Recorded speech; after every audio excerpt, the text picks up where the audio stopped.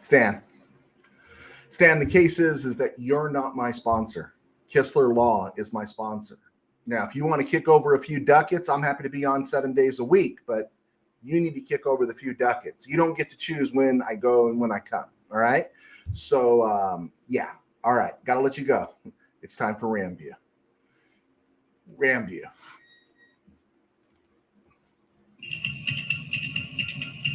It's hot out there, but let's blow them off the line of scrimmage. Headline, Los Angeles.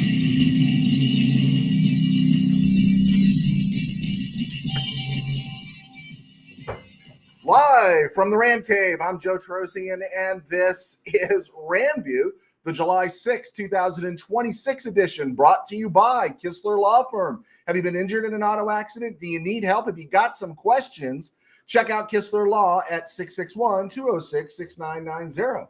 That's Kistler Law at 661-206-6990. And click on that QR code, KistlerLawFirm.com. That's one word, Kistler Law. They've been fighting for you since 92. And by Temple City Auto Repair. Having some auto issues, get yourself some John and Henry at TempleCityAutoRepair.com. And of course, by Sports Ball Games, thrills without impact, thrills without wagers, impact without work, and playing for a hill of beans or just jelly beans. Brag for fun, play for real. It's World Cup time, a lot of fun on Sports Ball. And of course, game day in the Ram Cave, which I cannot tell you how important this book is to your well-being until camps open. You need to check out Game Day in the Ram Cave pronto. All right, happy to be here. It has been a minute. Willie Bowen, thank you for being here. Walt Nice, thank you for being here as well. Be sure to hit like and subscribe. Guys, you know what? You know where I was. I was working youth academy. I was working at camp training young people to be counselors at kids camp. And so that's where I was. Next week, I'm going to be at high school camp. And there hasn't been a whole lot going on.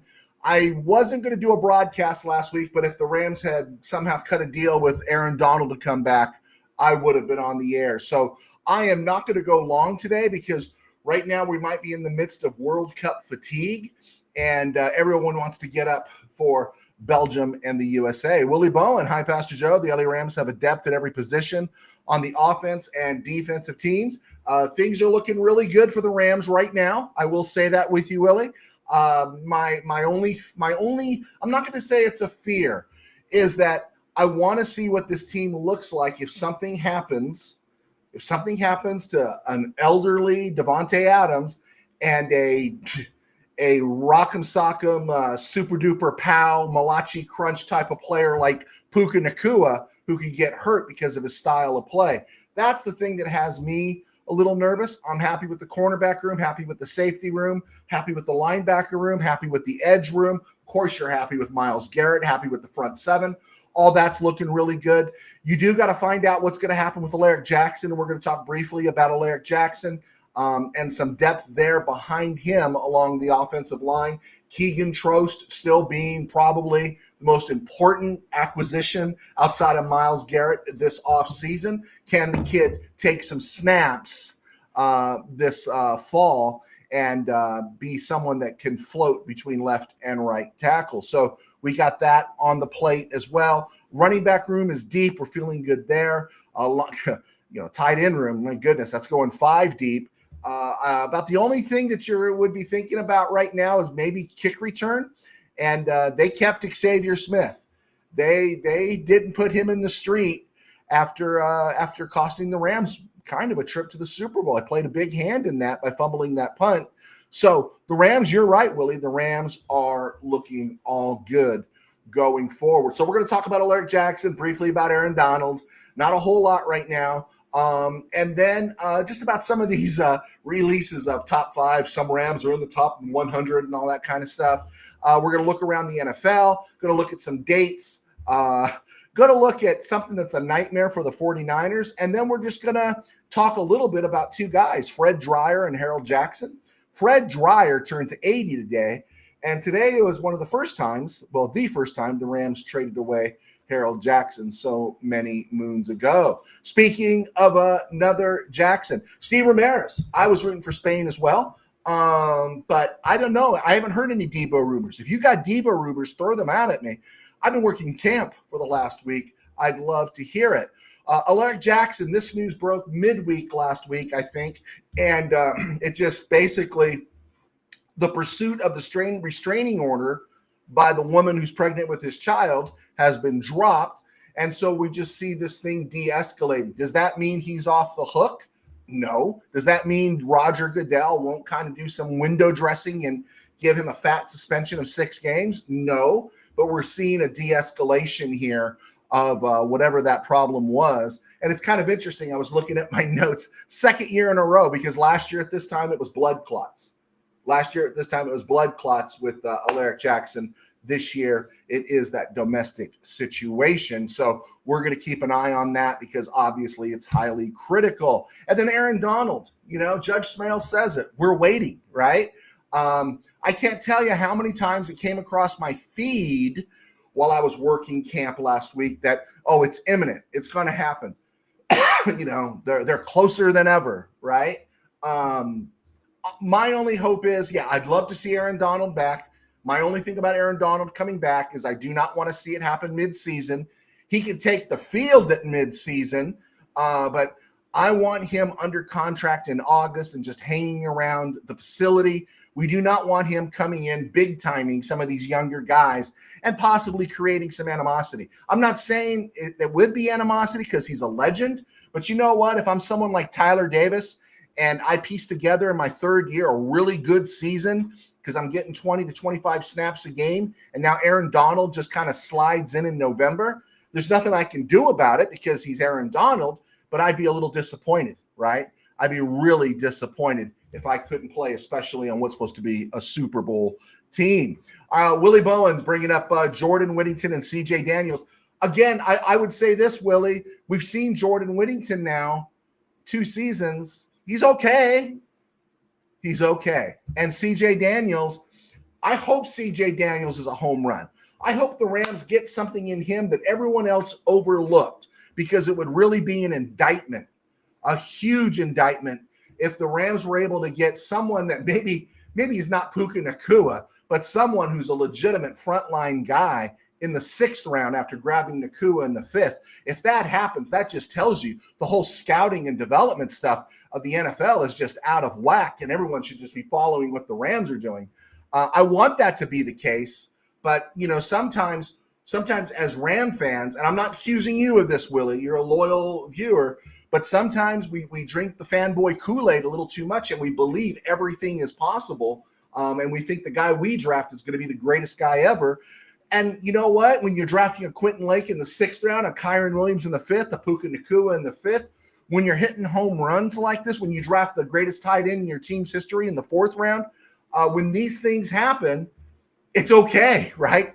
You can start thinking like this. And when your team moves off players that you love before their career is done, Jalen Ramsey, Leonard Floyd, Cooper Kupp, and all these things, when they move off these guys, Todd Gurley, you become impressed even more when you see who the other teams in the division are signing. Hint, we'll talk about Frisco here in a second. Okay, let's just knock out some stuff here. Like I said, guys, we're not going to go super long today. Kind of want to get back into the rhythm. If something breaks, if it's tomorrow, Thursday, when we're not usually on the air, we'll do a broadcast. I didn't put a capper on it. This is the Rams practice schedule that's open to the public. Those are the dates there. Loyola Marymount, I can't give you any tips there. I've been down to Irvine when they were down there. I have not been to Loyola Marymount. I can't tell you where you eat because there was a lot of good places to eat around Loyola Marymount, let alone the facility. And I can't tell you about parking. But those are the dates that the Rams are open for the public to come out and see them throw the ball around. We'll start looking at the preseason schedule maybe on Wednesday. And then on Friday, I am going to do the salary cap 101 for dummies, right? Not that you're dummies, but I'm just going to do a big overview of what the salary cap is. The salary cap, I used to kind of be death on it.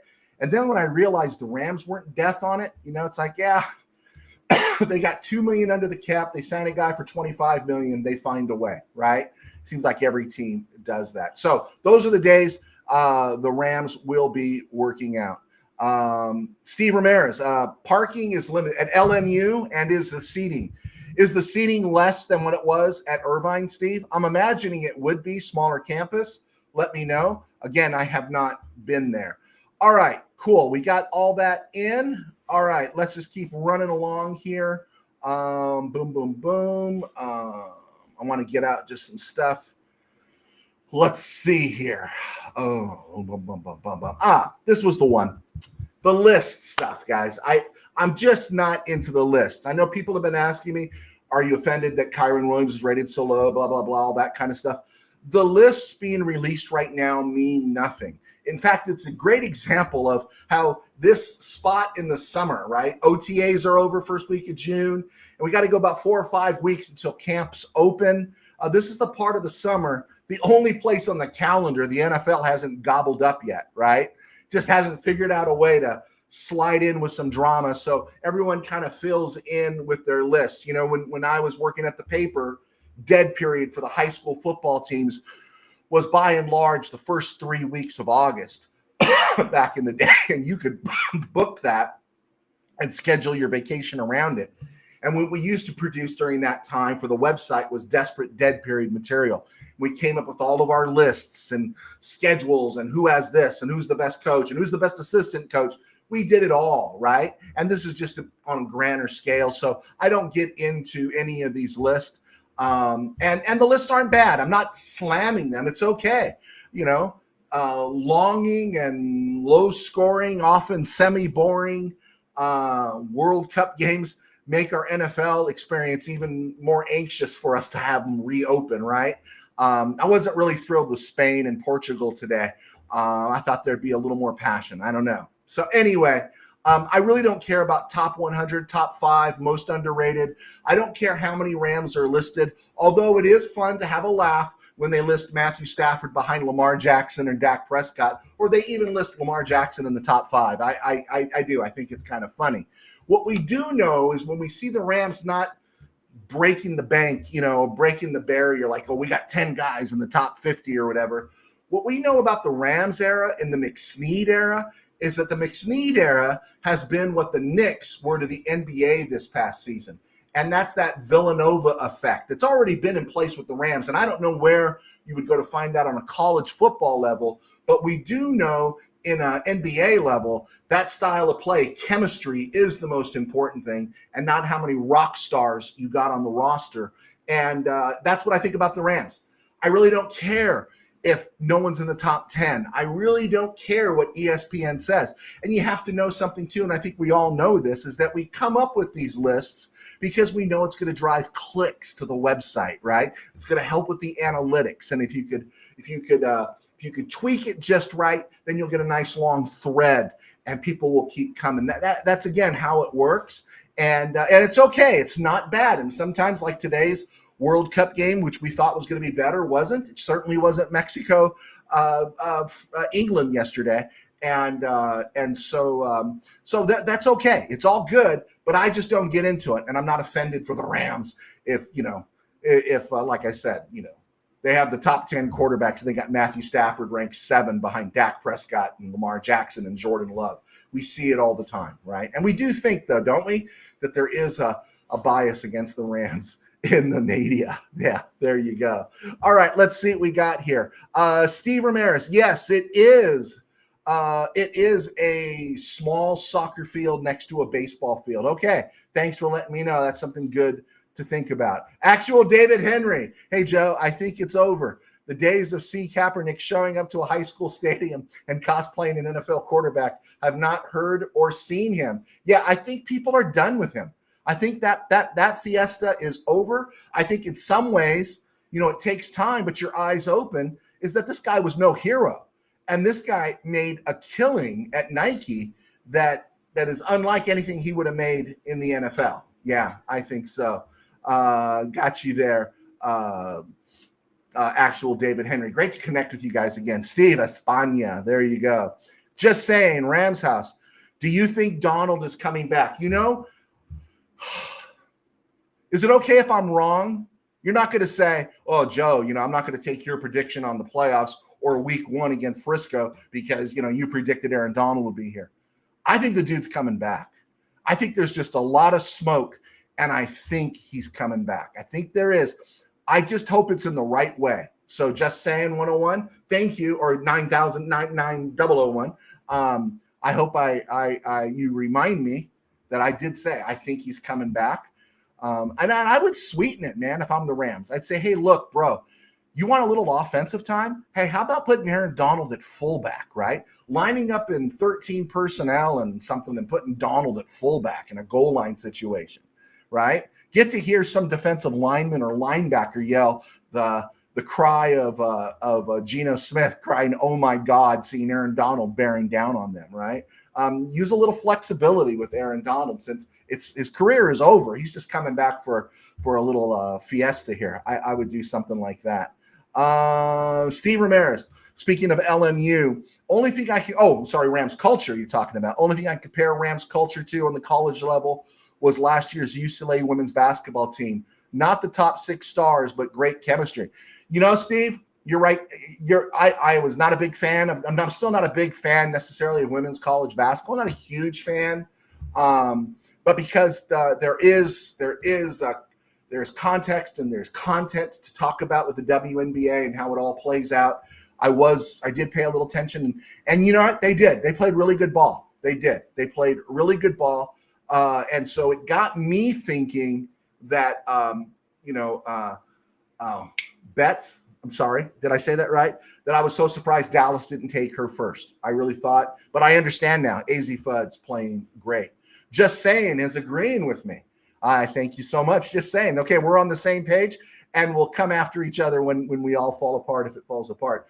Sean Daly up in Creston. How you doing, man? I hope it's not too hot up there.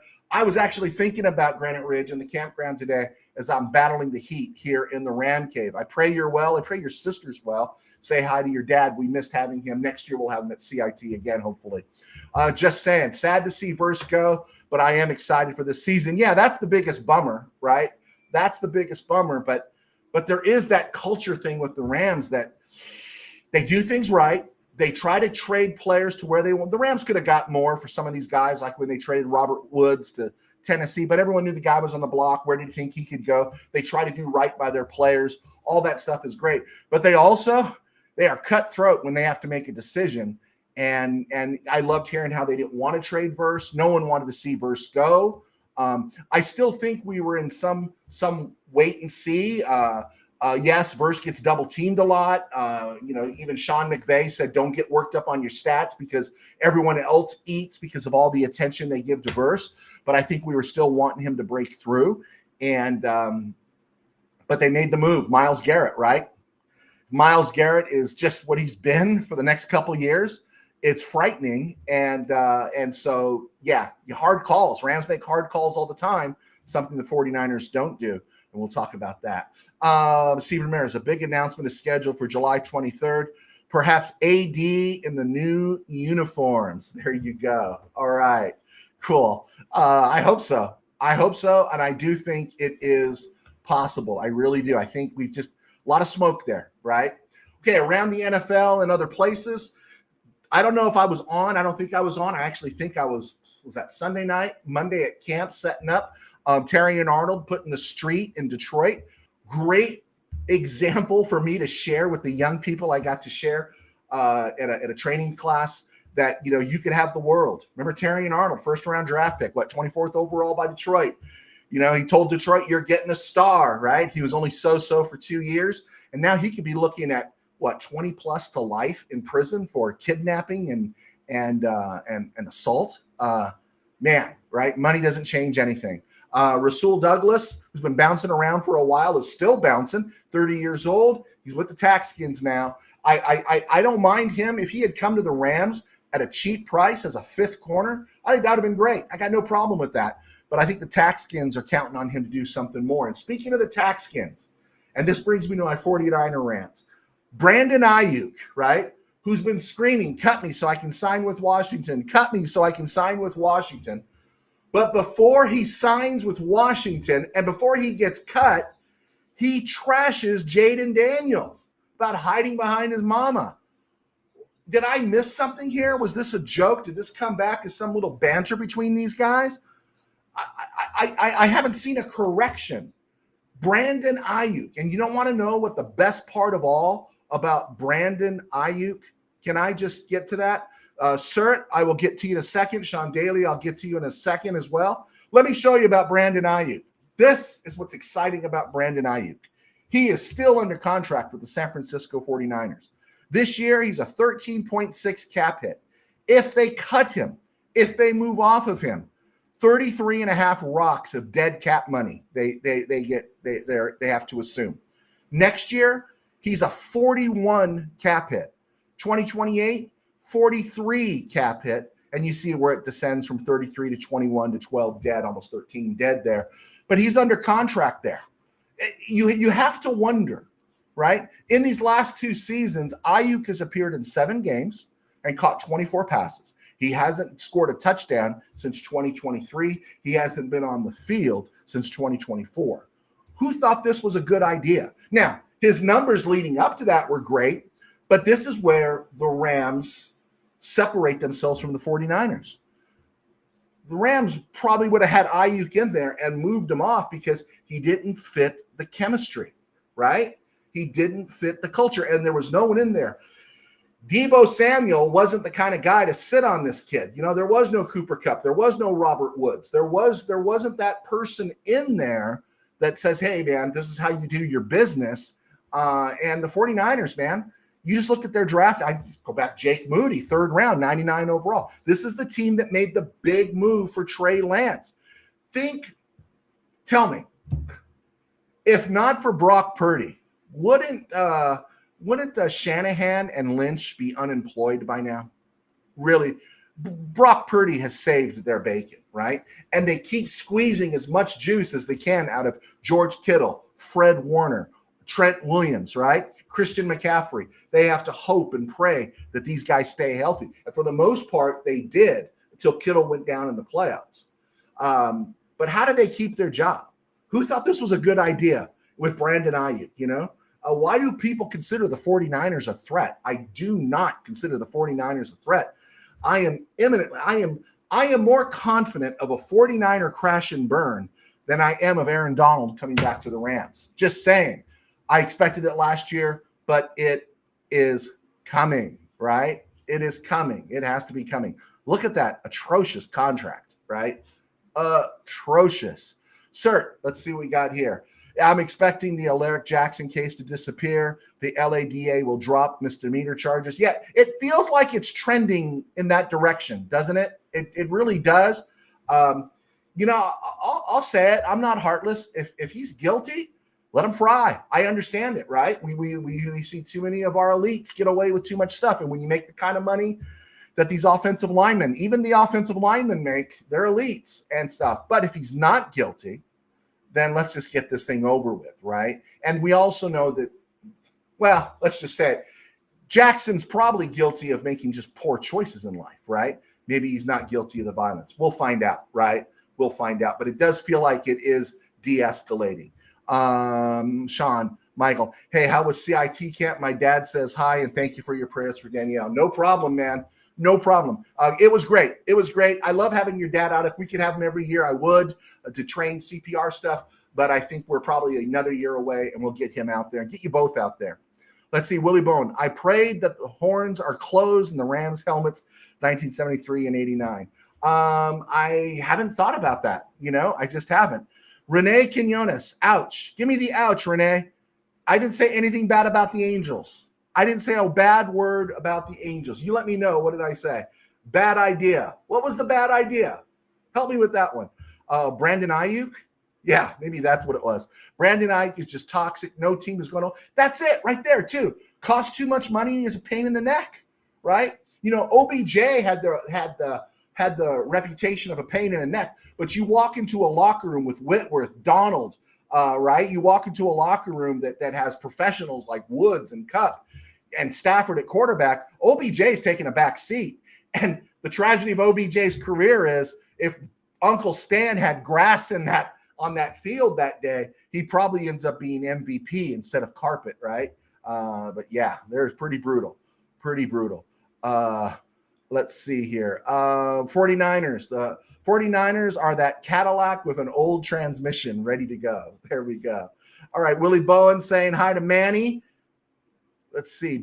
Yeah, thank you. Yeah, bad idea. Really bad idea. That, you know how much money that cost Brandon Ayuk going forward? Just goodwill. The dude's nuts, right? The dude is just. And here's the other thing too, and we've talked about this before.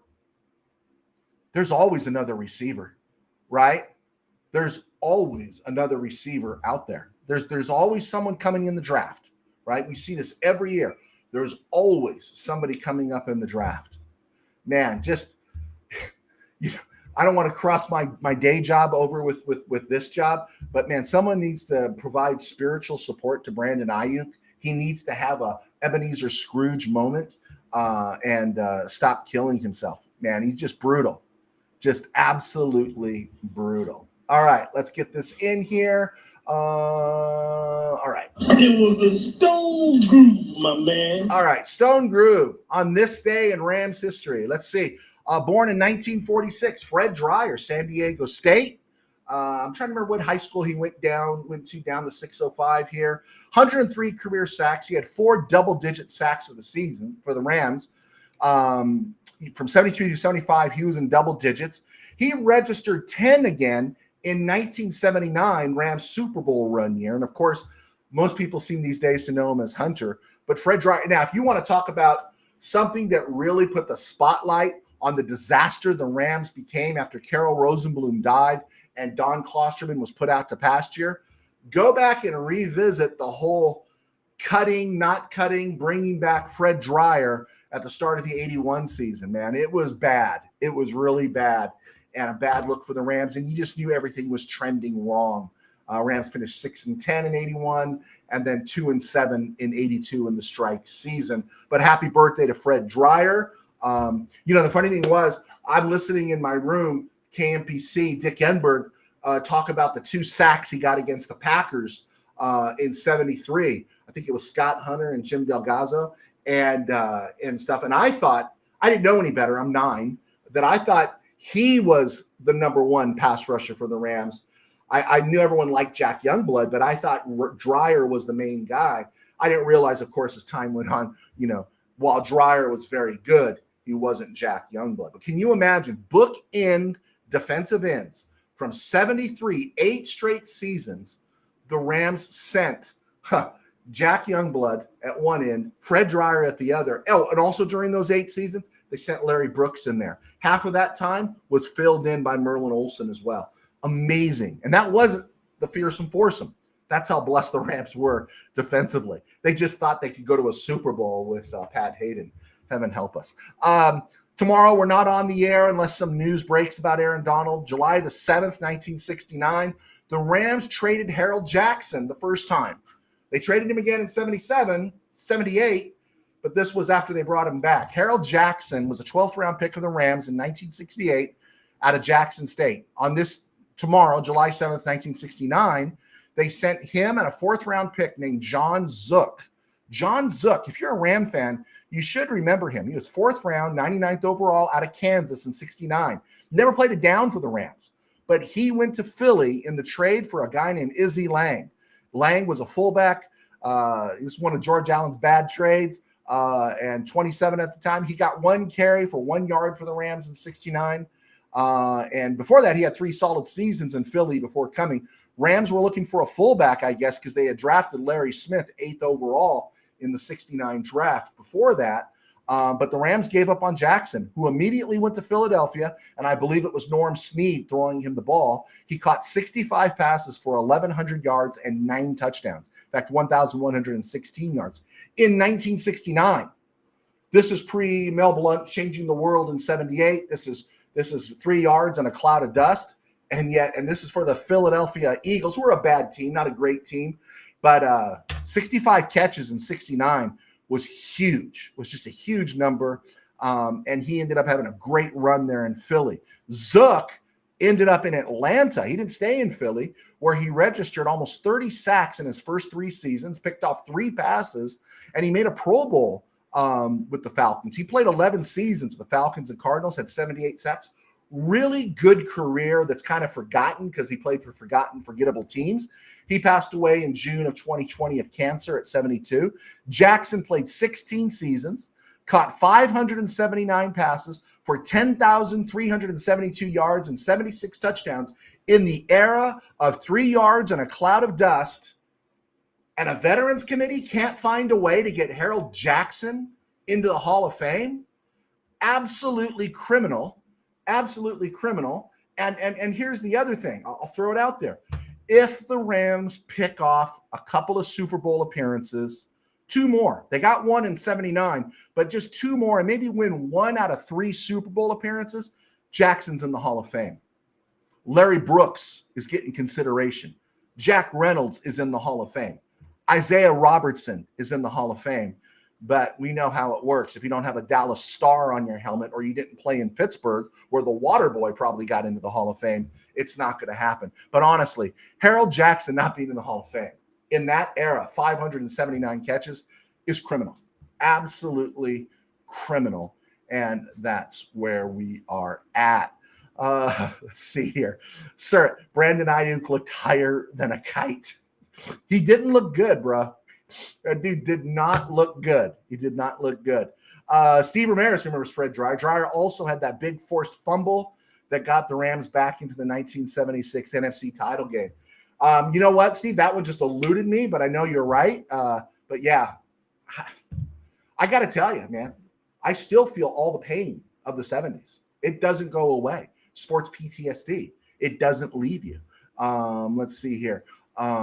Tribe, they're saying when we get to our 2 new alternates this year, one will be the blue and the white from the Fearsome Foursome era. You know what I loved about the blue and white from the Fearsome was the all white with the blue trim. I really didn't like the blue jerseys. Now I only saw the Rams playing the blue jerseys a few times in 72, but I remember when they wore those blue jerseys in 72, most of the time I remember them just sucking in those blue jerseys.